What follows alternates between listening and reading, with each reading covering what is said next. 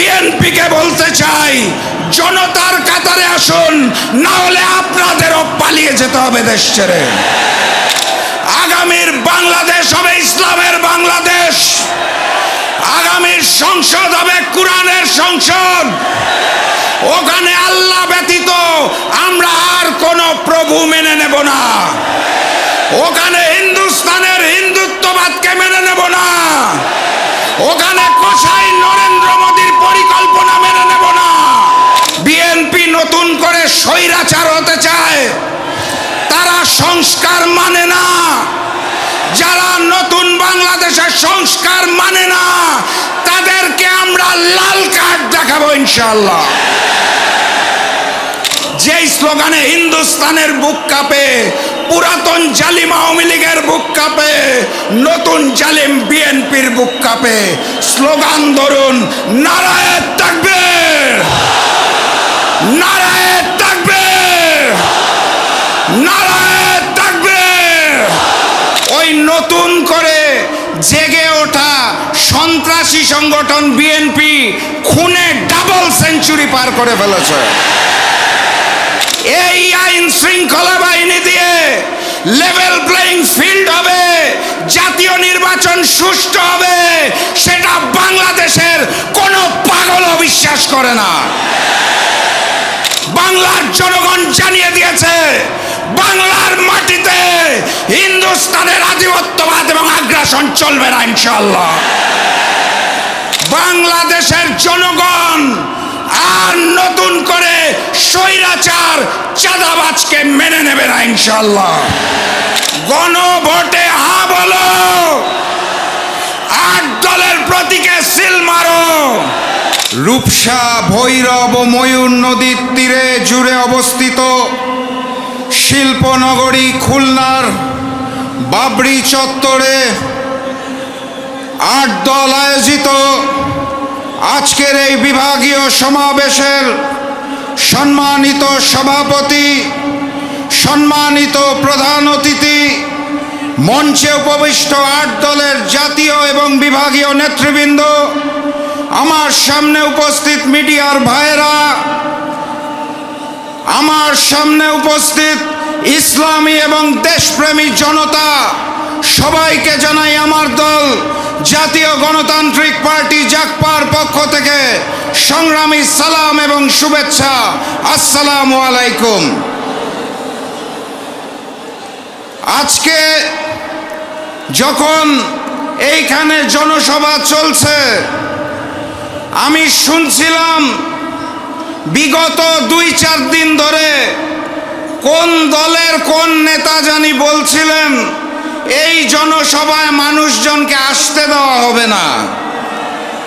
তাদেরকে বলতে চাই, বাবরি চত্বরে এসে দেখে যান, বাবরি চত্বরে আজকে ইসলামী জনগণ, দেশপ্রেমিক জনগণ একত্রিত হয়েছে।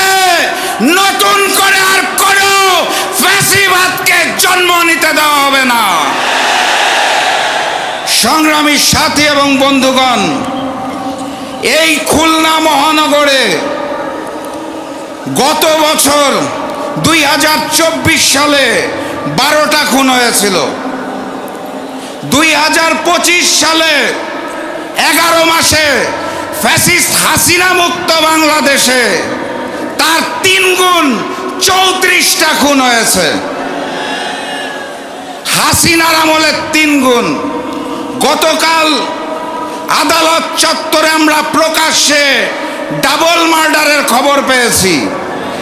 আর হাসিনা মুক্ত বাংলাদেশে ওই নতুন করে জেগে ওঠা সন্ত্রাসী সংগঠন বিএনপি খুনে ডাবল সেঞ্চুরি পার করে ফেলেছে। এই প্রশাসন, এই আইন শৃঙ্খলা বাহিনী দিয়ে লেভেল প্লেইং ফিল্ড হবে, জাতীয় নির্বাচন সুষ্ঠু হবে, সেটা বাংলাদেশের কোনো পাগলও বিশ্বাস করে না।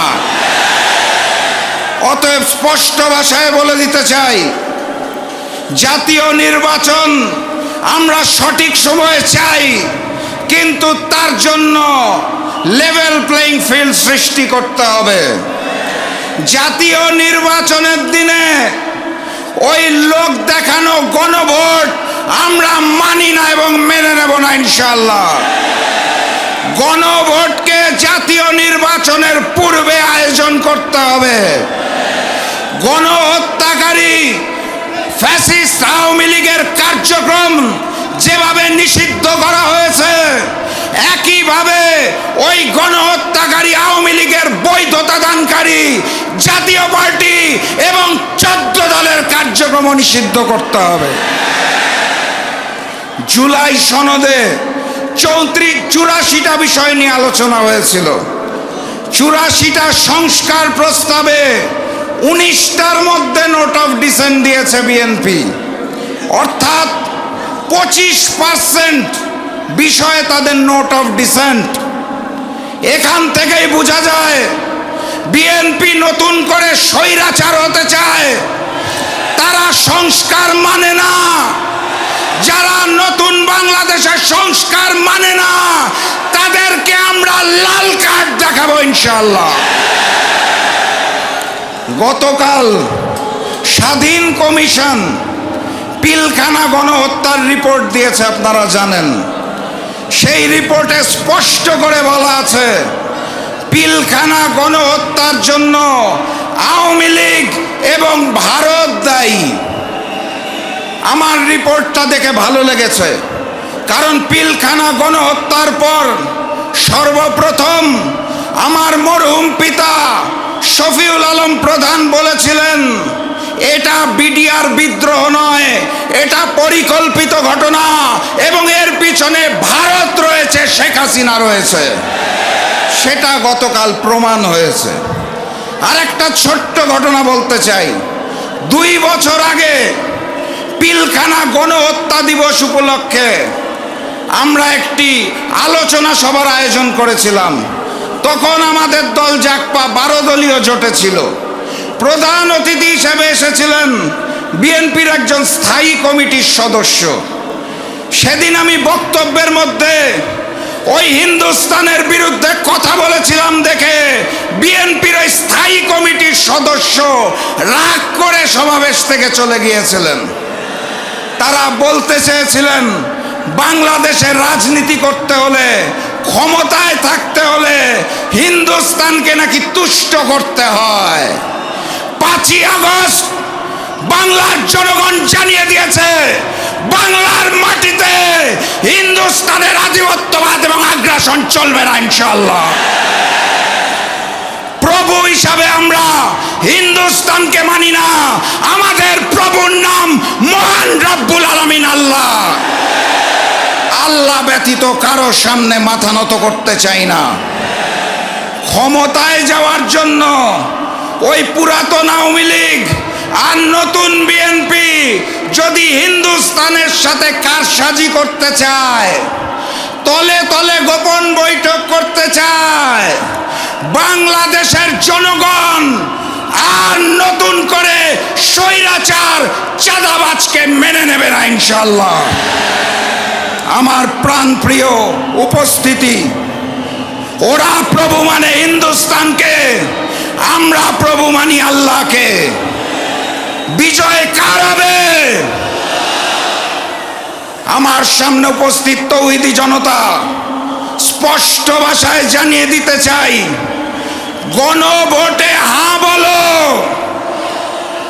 8 দলের প্রতীকে সিল মারো। গণভোটে হ্যাঁ বলো, 8 দলের প্রতীকে সিল মারো। আগামীর বাংলাদেশ হবে ইসলামের বাংলাদেশ। আগামীর সংসদ হবে কোরআনের সংসদ। ওখানে আল্লাহ ব্যতীত আমরা আর কোনো প্রভু মেনে নেব না। ওখানে হিন্দুস্তানের হিন্দুত্ববাদকে মেনে নেব না।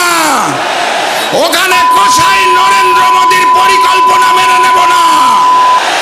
আওয়ামী লীগ যেভাবে দেশ ছেড়ে হিন্দুস্তান পালিয়েছে, বিএনপিকে বলতে চাই জনতার কাতারে আসুন, না হলে আপনাদেরও পালিয়ে যেতে হবে দেশ ছেড়ে।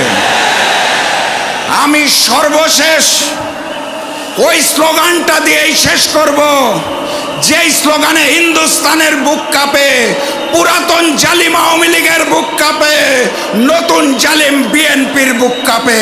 স্লোগান ধরুন, নারায়ে তাকবীর, নারায়ে তাকবীর, নারায়ে তাকবীর। আবারও দেখা হবে, আবারও কথা হবে ইনশাআল্লাহ। এই স্লোগান দিয়ে বিজয়ীর বেশে আমরা ঘরে ফিরব, তার আগে মাঠ ছাড়বেন না। বিজয়ের পথে যাত্রা শুরু, জীবন অথবা মৃত্যু। আসসালামু আলাইকুম।